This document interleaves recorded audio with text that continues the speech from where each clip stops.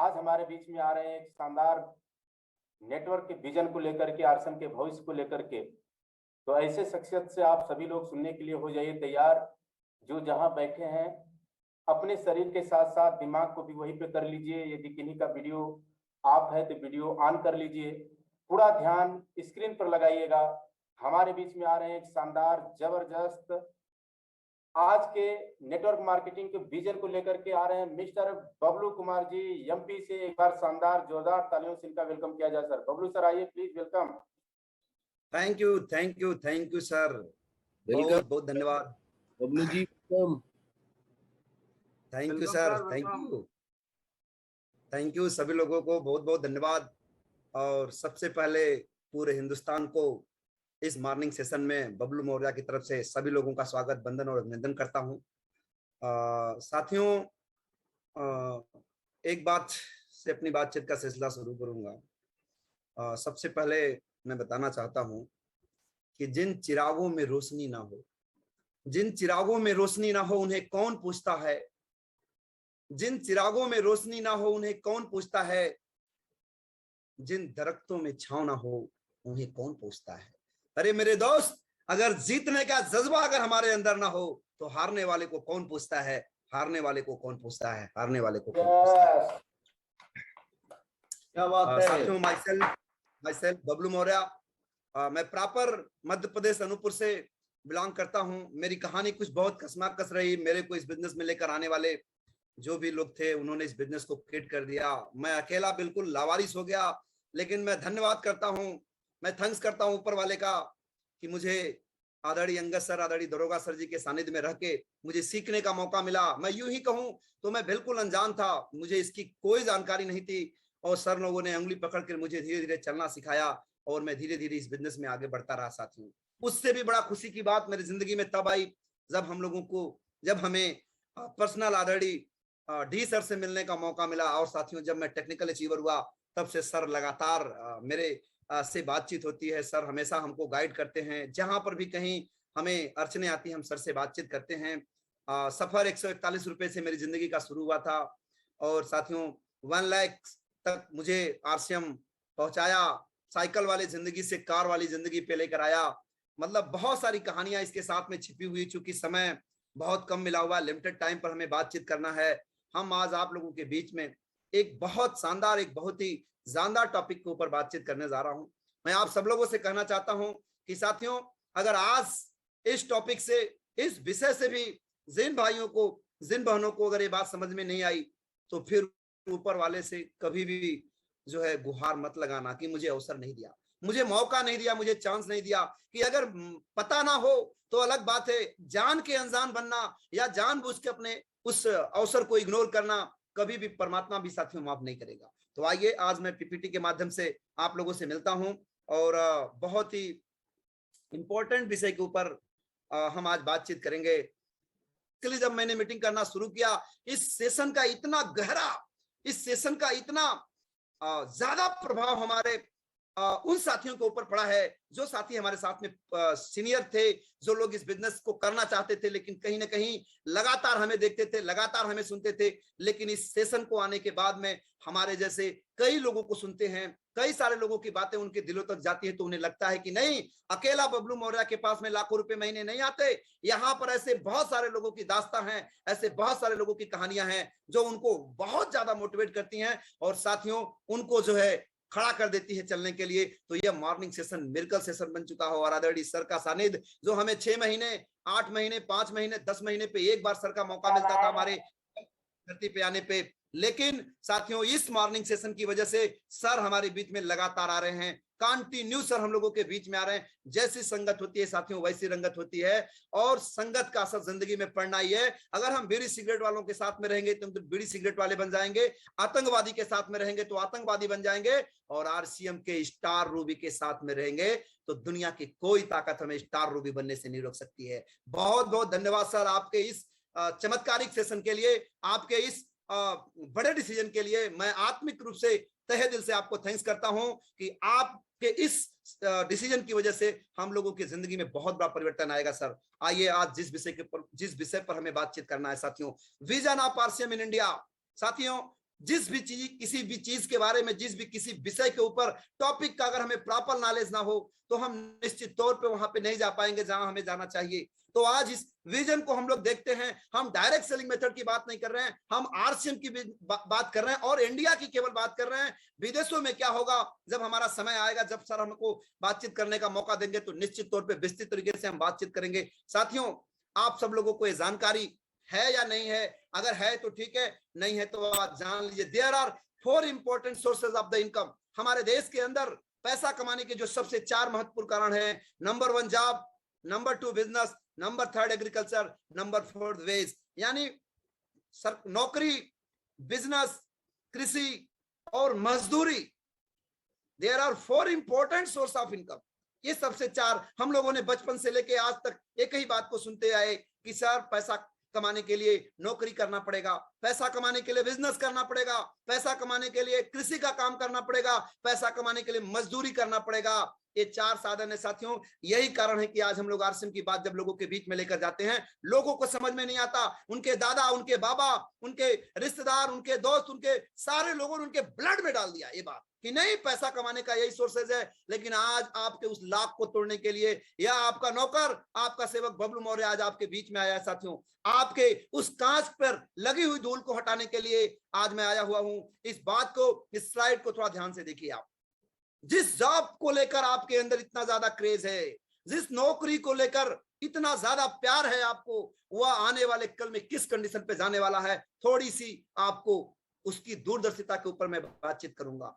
जैसा कि आपको विदित है कि हमारे पास में पैसा कमाने की पहला नंबर का जो काम है वो जॉब है, और जॉब में भी गवर्नमेंट जॉब और प्राइवेट जॉब। तो आइए सबसे पहले हम गवर्नमेंट जॉब की बातचीत करते हैं और सर के बैंकिंग सेक्टर से ही हम बातचीत करना चाहते हैं कि साथियों, आज के 20 साल पहले, 15 साल पहले, 17 साल पहले साथियों, जब भी हमें पासबुक एंट्री कराना पड़ता था, हमें जब भी पैसा निकालने जाना पड़ता था, जब भी हमको खाता खुलवाने जाना पड़ता था, इस तरीके के तमाम कामों के लिए हमें लाइनों में लग के जो है खड़ा होकर वहां पे अपने काम को करना पड़ता था। लेकिन देखते ही देखते आंखों के सामने बहुत बड़ा बदलाव हुआ साथियों। एटीएम मशीन आ गई, जो पैसा निकालने का काम हमें लाइनों में खड़ा होकर करना पड़ता था, लेकिन धीरे धीरे समय बदलते ही हम लोगों ने देखना शुरू किया कि ये टीन का डिब्बा बैंक के बाहर बैठा दिया गया और पैसे निकालने वाला काम ज्यादातर लोगों ने एटीएम मशीन से करना शुरू कर दिया। अभी भी जो लोग पैसे डर के मारे अगर एटीएम मशीन से नहीं निकाल रहे हैं साथियों, तो 90-40 वाली बात है। लेकिन ध्यान रखना, आने वाली मेरी जनरेशन, आने वाला मेरा बच्चा, आने वाला भविष्य कभी भी लाइनों में खड़ा होकर पैसा नहीं निकालेगा। इस बात को मैं दावे और गारंटी के साथ सीना ठोक कर इस बात को मैं बोल सकता हूं। तो पैसा निकालने का काम बैंक से बाहर होने लगा। अभी छोटे पैमाने पर हो रहा है, कल और बड़े पैमाने पर होने लगा। देखते ही देखते वहां पे जो पैसा निकालने वाली मशीन थी, उसी के बगल में पैसा जमा करने वाली भी मशीन लग गई मेरे भाई। एसबीआई ने सबसे पहले ये काम शुरू किया और बहुत सारे बैंकों ने इस काम को करना शुरू कर दिया। यानी पैसा निकालने का काम तो बाहर हो ही रहा था, पैसा जमा करने वाला काम भी बाहर होने लगा साथियों। यानी आने वाले कल में पैसा जमा करना और पैसा निकालना, ये दोनों काम अपने को बैंक से बाहर करना पड़ेगा, बैंक में जाने की जरूरत नहीं पड़ेगी। देखते ही देखते एक और काम हमारे आंखों के सामने होने लगा। अरे वो पासबुक एंट्री कराने वाली मशीन भी उसी मशीन के बगल में बैठा दी गई। पैसा जमा करना, पैसा निकालना और बैंक पासबुक एंट्री करने वाला काम, ये तीनों का तीनों काम बैंक से बाहर होने लगा मेरे भाई। ये तीनों काम बैंक से बाहर होने लगा। और जिन्हें अभी जानकारी नहीं है, मैं उन्हें बता देना चाहता हूं कि जो अभी बैंकों में खाता खुलवाने के लिए हमें जाना पड़ता है साथियों, बहुत बड़ी इसके ऊपर आरबीआई विचार कर रही है और बहुत जल्दी आपको न्यूज मिलेगा। अगर कुछ बैंक करना शुरू कर दिए हैं तो मुझे अभी नॉलेज नहीं है, मैं उसका प्रॉपर नॉलेज नहीं लिया हूं, लेकिन मुझे ये बात पता है आने वाले कल में बहुत जल्दी ही घर के अंदर बैठे बैठे उस ब्रांच का नाम डालकर आपका सारा डाटा आप उस पर अपलोड करेंगे। नेक्स्ट डे में आपका अकाउंट आ जाएगा, आपको आईएफएससी कोड मिल जाएगा, आपको सीआईएफ नंबर मिल जाएगा। चालू हो चुका है बबलू सर, चालू हो चुका है ये प्रोसेस। हो चुका है बबलू सर, हो चुका है। मुझे इसका नहीं नॉलेज था, इसलिए मैंने अपनी बात को नहीं रखा। अभी वाविष्ठाले सर बोल रहे हैं चालू हो गया। अरे चैन से जो सोना है तो अभी भी वक्त है, जाग जाइए, क्योंकि आरसीएम बिजनेस हमारे साथ में है, अभी भी वक्त है, जागिए साथियों। मैं बात कर रहा था कि पैसा जमा करना, पैसा निकालना, पासबुक एंट्री करना, खाता खुलवाने जैसा काम अब हमें बैंकों में नहीं जाना पड़ेगा। हेलो, अभी और भी बाकी है। लोन लेने के लिए भी हमें अब बैंक का चक्कर नहीं काटना पड़ेगा। अधिकारी को ऊपर नीचे जो देते थे वो भी नहीं देना पड़ेगा। ऑनलाइन आवेदन डालेंगे, हमारा लोन सैंक्शन होना होगा तो होगा, नहीं होना होगा तो नहीं होगा। हमें चक्कर नहीं काटना पड़ेगा। साथियों, मैं इशारा किस बात की तरफ कर रहा हूं? पैसा निकालने से लेके, जमा करने से लेके, खाता खुलवाने से लेके, ये तमाम तरीके के काम यदि बैंकों में ना जाकर बैंक से बाहर होने लगेंगे तो उन बैंक वालों का क्या होगा? उनसे जरा बाहर निकलकर पूछना कि अब तेरा क्या होगा रे कालिया आने वाले कल में। हेलो, सर बहुत बुद्धिमान थे, सर बहुत दूरदर्शी थे, समझ गए थे, पहले ही बोले जय श्री राम। सर को ये बात दिख गई थी। और साथियों, कहीं ना कहीं सर के हम लोग भी, कहीं न सर के हम लोग भी चिड़े हैं साथियों। हमें भी इस बिजनेस की दूरदर्शिता दिख गई है। हम लोग भी अब पागलों की तरह काम करना शुरू कर दिए। जिन्हें नहीं पता है मुझे आज पता भी हो जाएगा। तो बैंकों में जब काम करने के लिए हमें नहीं जाना पड़ेगा, बैंकों में हमें अंदर एंट्री नहीं लेना पड़ेगा। आप मुझे बताइए, बैंकों के नई जॉब की बात तो आप छोड़ दीजिए मेरे दोस्त, पुराने जॉब में जो लगे हुए हैं उनके ऊपर भी खतरा मंडरा रहा है। हेलो, क्या होगा?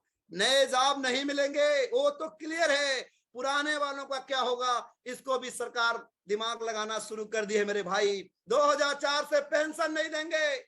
आने वाले कल में आपको परमानेंटली जॉब नहीं दिया जाएगा। जितने भी आज के डेट में काम हो रहे हैं, सारे के सारे कामों प्राइवेटीकरण करते जा रहे हैं। 4 दिन काम करो, 4 दिन का पैसा लेके जाओ, 10 दिन काम करो, 10 दिन का पैसा लेके जाओ। मेरे भाई, आपको अब बिना किए एक महीने की मजदूरी, एक महीने के काम का पैसा सरकार नहीं देने वाली है। सरकार को यह बात पता चल गई है। तो बैंकों जैसे काम, आपके पोस्ट ऑफिस की बात करें, समय अभाव है साथियों, नहीं आज पूरा एकदम आप लोगों को हिला के रख देता।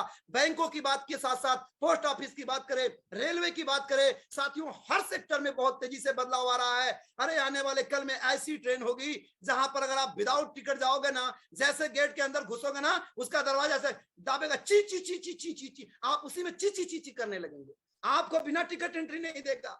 और जब बिना टिकट एंट्री नहीं मिलेगा तो सरकार का इससे मुनाफा होगा मेरे दोस्त, मेरे भाई। आपको बिना टिकट एंट्री नहीं, सरकार को यह बात पता है आने वाले कल में एक बहुत बड़ा बदलाव रेलवे सेक्टर में होगा। वहां पे ईटी टीटी बीटी सिटी कुछ नहीं होगा। जब कुछ नहीं होगा तो आने वाले कल में आप कल्पना करके देखो कि लोगों के हाथ से नौकरियां जा रही हैं कि बचेंगी। अरे वो गवर्नमेंट जॉब के मेंटिलिटी वाले लोग, आज भी वक्त अपने आप को समझ जाओ। अगर जो भी गार्जियन सुन रहे हैं मेरे भाई, बच्चों को शिक्षा देने के लिए पढ़ाई कराइए, स्कूल और कॉलेजों में भेजिए।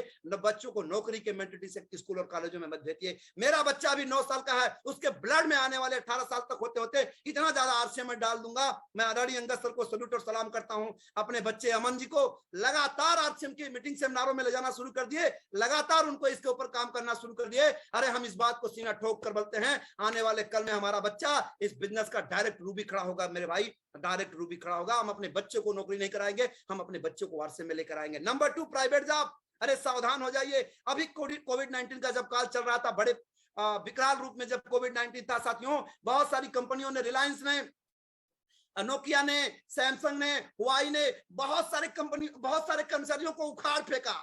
सोच कर देखिए कि अचानक अगर उनको जब प्राइवेट जॉब से निकाला गया होगा, उनके घरों की रोजी रोटी जो चलती थी 10,000, 15,000, 20,000 रुपए महीने, मेरे दोस्त कैसे चलता होगा? अभी भी लोगों को समझ में नहीं आ रहा। समय अभाव, इसलिए ज्यादा टॉपिक पर बात नहीं कर रहा हूं। Number 2, source of the income, business. दूसरा साधन जो है बिजनेस। अरे सावधान हो जाइए, बिजनेस में बहुत बड़ा बदलाव आपको देखने को मिल रहा है साथियों। ये छोटी मोटी दुकानें जो आज चल रही हैं, जो 10,000, 20,000, 50,000, 1 लाख, 2 लाख, 4 लाख, 5 लाख, 8 लाख लगा के धंधा कर रहे हैं, जाग जाइए, क्योंकि आने वाले कल में आपके उसी शहर में एक बहुत बड़ा माल खुलेगा। लो, और वो माल 1, 2, 4, 10, 20, 50 लाख का नहीं होगा, 5 करोड़ का होगा, 10 करोड़ का होगा। मैं मुंबई में गया था अभी कुछ महीने पहले मैं मुंबई में गया हुआ था साथियों। और वहां पे जब मैंने देखा, मैं गोरेगांव एक स्टेशन है जहां पे प्रेम नगर, मैं वहां पर अपना 3 साल का समय गुजारा हूं साथियों। वो जगह जहां पे कूड़े करकट की भरी होती थी, जहां पे गटर का पानी जाता था साथियों, मुंबई में गटर नाले को बोलते हैं। और वहां पे मैंने अपनी आंखों के सामने देखा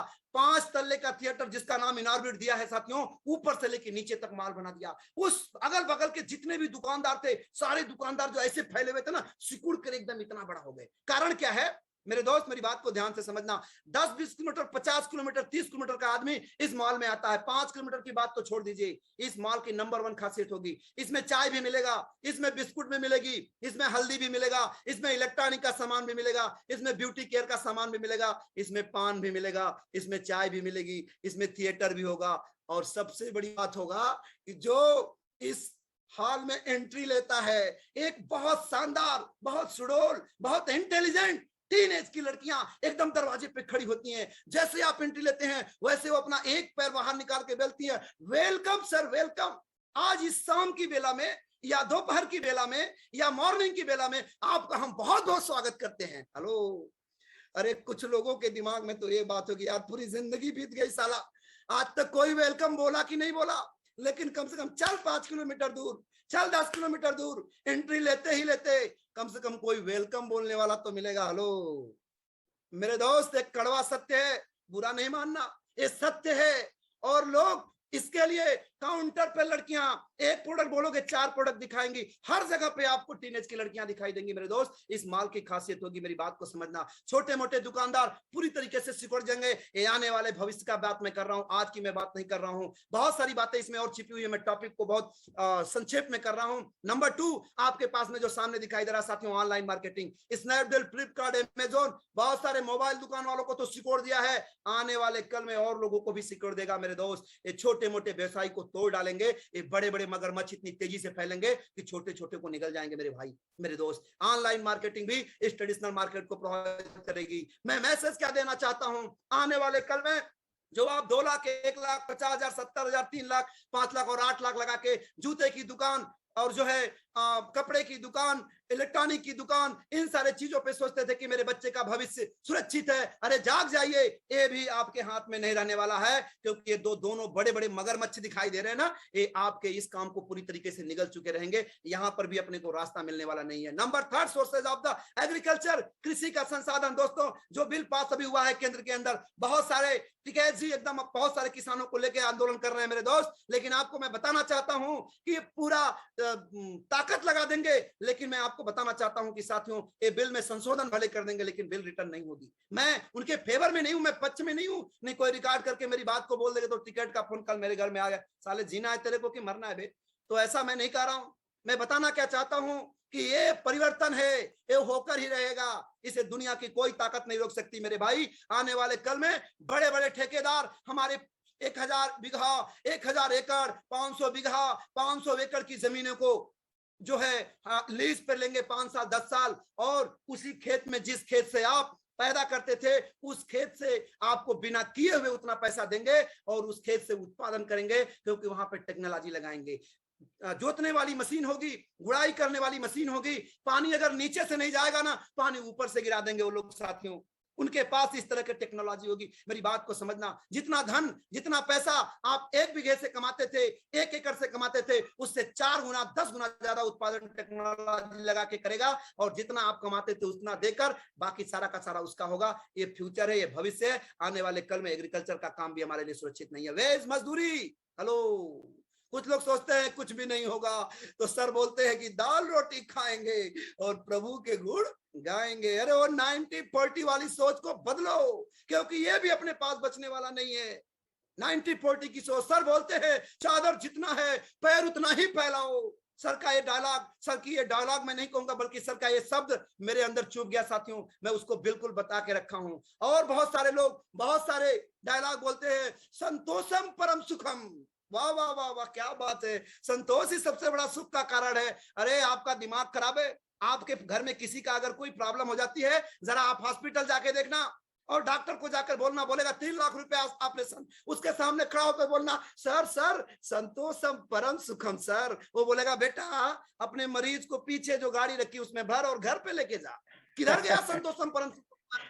हेलो, जाग जाओ, चैन से सोना है तो जाग जाओ, चैन से सोना है तो जाग जाओ साथियों। ये मजदूरी की बात करता हूं, मुझे बचपन की बात आज भी याद है, जब हमारे गांव गोरों में सन 2000 की मैं बात करता हूं, ईंट के खरंजे बना करते थे साथियों। और हम लोग उस समय 5वीं 6वीं की क्लास में पढ़ा करते थे। सैकड़ों सैकड़ों मजदूर काम किया करते थे मेरे भाई।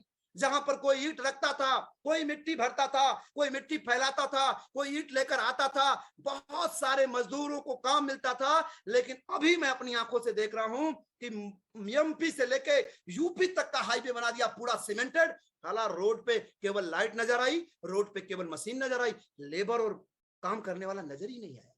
एक गांव में काम होता था, सैकड़ों लोगों को रोजगार मिलता था, और एमपी से लेके यूपी तक का रोड बना दिया मेरे भाई, मशीन नजर आई, लोग नजर नहीं आए। मजदूरी वाले लोगों के लिए भी एक बहुत बड़ा संकट है, मजदूरी करने वाले लोगों के लिए एक बहुत बड़ा संकट है। साथियों, ये सारे काम अपने हाथ से जा रहे हैं, ये सारे काम अपने हाथ से हटता हुआ दिखाई दे रहा है। मैं इसके ऊपर टॉपिक पर बात करूंगा, समय बहुत ज्यादा लग जाएगा, और भी बहुत सारी बातें हैं, लेकिन टॉपिक बहुत सर ने समय बहुत कम मुझे मिला था, इसलिए बहुत ज्यादा मैं बात नहीं कर पा रहा हूं। साथियों, जो अंतिम और आखिरी पॉइंट पे मैं बातचीत करना चाहता हूं, भविष्य का बिजनेस है आरसीएम, जाग जाओ, भविष्य का बिजनेस है आरसीएम। क्यों मैं बातें कर रहा हूं? आर्थिक आंकड़ों की बात करें, बड़े बड़े मगरमच्छ साथियों बैठे हुए हैं, बड़े बड़े मगरमच्छ बैठे रहेंगे बाजार में। आर्थिक आंकड़ों की अगर हम बात करते हैं साथियों, तो आपको मैं दिखाना चाहता हूं 30% पीपल पुअर होते हैं, जो आज खाना बनता है तो कल कैसे घर में चूल्हा जलेगा, इसके बारे में उनको सोचना पड़ा। ये मैं बात नहीं बोल रहा हूं, ये आर्थिक आंकड़ों की मैं बात कर रहा हूं, ये देश का रेशियो बोल रहा है। 50% लोग एवरेज होते हैं, जिनके घर में खाना तो बनता है, कपड़े तो पहनते हैं, लेकिन बहुत बड़े उनके सपने नहीं होते हैं मेरे दोस्त। 10% लोग इस एवरेज से ऊपर होते हैं, और 10% लोग या तो हाई सैलरी होते हैं या बड़े बिजनेसमैन होते हैं। साथियों, 50 और 30 को मिला दिया जाए, 80% आबादी, हेलो, 80% आबादी, देश का आर्थिक आंकड़ा बोल रहा है 80% आबादी के पास में जो आज के सोर्सेज हैं, जिसके सहारे वो जी रहा है, आने वाले कल में उसके हाथों से एक काम जाने वाला है। और बाहर की दुनिया में अगर वो नौकरी करना चाहते हैं, अगर वो व्यवसाय करना चाहते हैं, कृषि और मजदूरी, इन सारे साधनों को आपने देख लिया मेरे भाई मेरे दोस्त, वहां पर इनकी दाल गलने वाली नहीं है, वहां पर इनको काम मिलने वाला नहीं है। अब 80% लोगों के लिए हमारे पास में direct selling method, RCM, right concept marketing, जिसको आज बड़ा सनसनी निगाह से लोग देखते हैं। आज कुछ लोग मुस्कुराते हैं कि अच्छा, अभी भी ये बेवकूफ बनाने वाला काम ही कर रहा है। घबराइए मत, बस 5 सालों और 10 सालों के अंदर आपको पता चलेगा कि बेवकूफ हम हैं कि बेवकूफ आप हैं, बेवकूफ हम हैं कि बेवकूफ आप हैं। साबुन लगाने से हमारे घरों में पैसा आता है तो हम बेवकूफ बनेंगे, चाय पीने से हमारे घर में कार आती है तो हम बेवकूफ बनेंगे, और आपके चाय पीने और आपके साबुन लगाने से ऐश्वर्या, अमिताभ बच्चन और शाहरुख अमीर बनते हैं तो आप बुद्धिमान हैं। जरा दोनों को पैरामीटर पर लगकर देखिए कि बेवकूफ आप है कि बेवकूफ हम है। साथियों, इन 80% आबादी, हमारे देश की आबादी 140 करोड़ है, लेकिन इसकी बात करें अगर 200 करोड़ आबादी होती है और 200 करोड़ आबादी में 100 करोड़ लोग हमारे फेवर में होंगे मेरे भाई। 80% की बात करें तो 120 करोड़ लोग, 140 करोड़ लोग हमारे फेवर में होंगे। 60 लाख लोगों, 60 करोड़ लोगों की मर्जी चाहे जो भी करें, 140 करोड़ लोग हमारे फेवर में होंगे। और 140 करोड़ का अगर 2% 4% भी जिद आरसीएम को अपना जीवन मान लिए, उस दिन भारत सरकार, इस देश का कोई भी प्रधानमंत्री बने, इस देश का कोई भी राष्ट्रपति बने, साथियों, दिल्ली के लाल किले से झंडा फहराने से पहले उनके जुबान पर पहला नाम आएगा जय आरसीएम। क्योंकि जितना बड़ा रोजगार, जितना बड़ा काम आरसीएम दे सकता है, उतना बड़ा काम सरकार की भी ताकत और औकात नहीं है साथियों कि वो दे पाए। साथियों, इसी स्लाइड को मैं दिखा के अपनी बातों को मैं बताना चाहता हूं। आप भ्रष्टाचारी और जो है ब्राइबरी को अगर मिटाना चाहते हैं, टेक्नोलॉजी की बात करके सोचते हैं कि भ्रष्टाचारी और ब्राइबरी मिल जाएगी। हाँ, मैं इस बात को मानता हूं, टेक्नोलॉजी का उपयोग करेंगे तो भ्रष्टाचारी और ब्राइबरी कम हो सकती है, लेकिन खत्म कभी नहीं होगी। खत्म एक शर्त पे होगी, वह क्या है कि जब तक मुंह में गंगा और हाथों में तिरंगा का भाव नहीं होगा। मेरी बात को ध्यान से सुनना, जब तक मुंह में गंगा और हाथों में तिरंगा का भाव नहीं होगा साथियों, तब तक भ्रष्टाचारी और बेईमानी नहीं मिल सकती। और बड़े खुश के साथ में, बड़े गौर के साथ में, बड़ी हिम्मत के साथ में यह बात बोल रहा हूं कि आरसीएम इस काम को भी कर रहा है, लोगों को ईमानदार बना रहा है, लोगों को अकाउंटेबल बना रहा है, लोगों को हॉनेस्टी बना रहा है मेरे दोस्त मेरे भाई। तो ये सारे चीज आरसीएम कर रहा है, बस इसको मजबूती से पकड़ लीजिए, इसको ईमानदारी से पकड़ लीजिए, किसी की बात मत सुनिए। मॉर्निंग सेशन में आदरणीय डी सर जो भी बताते हैं उनकी बात को सुनिए भाई मेरे, और किसी की बात मत सुनिए, वरना आप बहुत पीछे रह जाएंगे। आपको लगता है कि ये 90% और 10% लोगों में फर्क किस बात का होता है, तो आप केवल जान जाइए इस बात को, 90% वर्क फॉर नीड, 90% लोग अपने जरूरत के लिए काम करते हैं, लेकिन 10% लोग 10% वर्क फॉर हिज ड्रीम, वो अपने सपनों के लिए काम करते हैं मेरे भाई। यही 90% और 10% लोगों में डिफरेंस है, बाकी कोई फर्क नहीं है टाटा और हमारे में। टाटा में हमारे में बस एक बात का फर्क है कि वो हमेशा अमीरी के बारे में सोचता है, वो हमेशा अपने ड्रीम के ऊपर काम करता है, लेकिन हम आम आदमी हमेशा अपने जो है रोजी रोटी के लिए काम करते हैं, अपने कार्यों के लिए काम करते हैं। साथियों, आज के यहीं पर मेरी बातचीत आज मेरी बात इसी पे जो है मैं अपनी बातचीत को इसी पे विराम करता हूं। आप सभी लोगों को वापस थैंक्स करता हूं। और